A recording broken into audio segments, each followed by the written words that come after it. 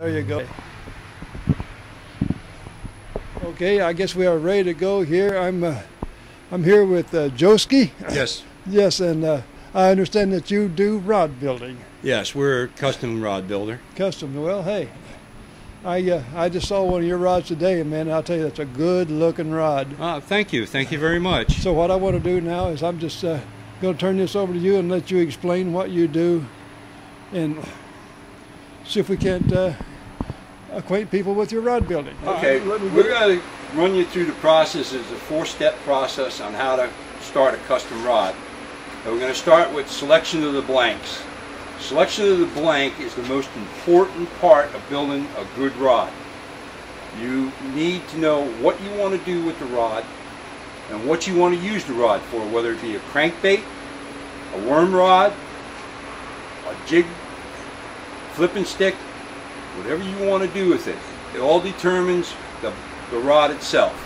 To select the blank, you need to know what kind of blank you're selecting, whether it be a 6'6", 7 foot, 7'6", or whatever. You need to know the graphite content of the rod, which determines the flexibility of the rod, whether it be an IM6, IM8, or HMI 5535, which are the new blanks, or their cylindrical blank. We got some blanks over here, and we'll go ahead and select one. Let me get out of your way here. This is an IM6 blank. It's a pure graphite blank. And the first thing you want to do with the blank is check it for straightness. A lot of the blanks will come through with a little curve in them. You want to look down it like you're sighting a gun. And you want to look, make sure that there's no curve in the rod at all. The second is you want to determine the backbone of the rod. Each rod has, that is where you want the rod to bend. And it only bends one way. If you try to bend it the other way, the rod will break. There's several ways to do it.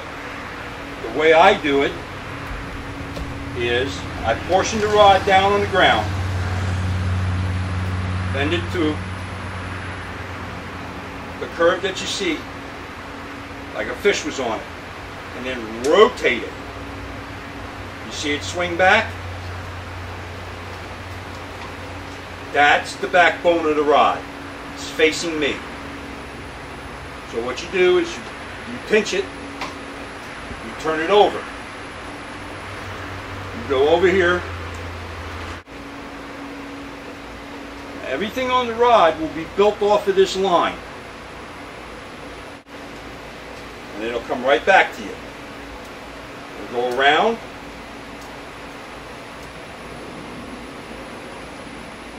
And the rod will come back to you. That's the backbone and the spine of the rod. Everything will be built. It will be built as a casting rod. It will be built on this plane. Now, the next step is to select whether you want a cork or an EVC foam. The EVC foam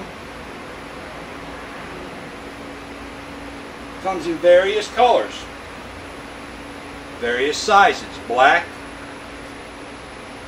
colored, white.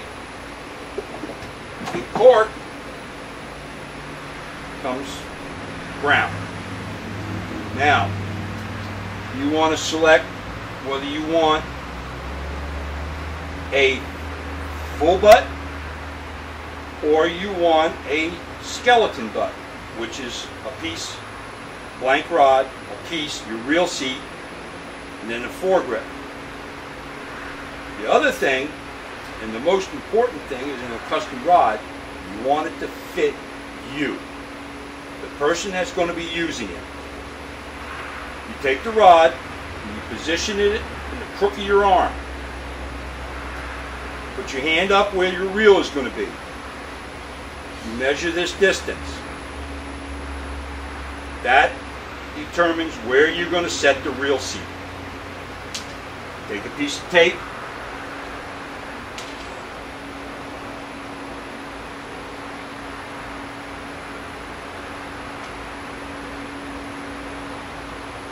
Put your piece of tape.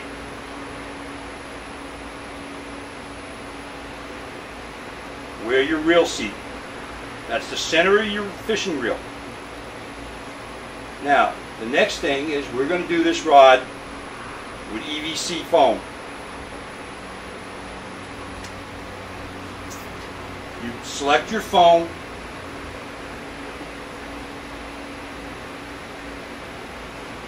And then you notice this has got a wood grain. You have various diameters of foam. You want to catch a piece of foam that is the size of the rod blank. This will be your end cap. It has a grain on it. What you want to do is slide it over the top.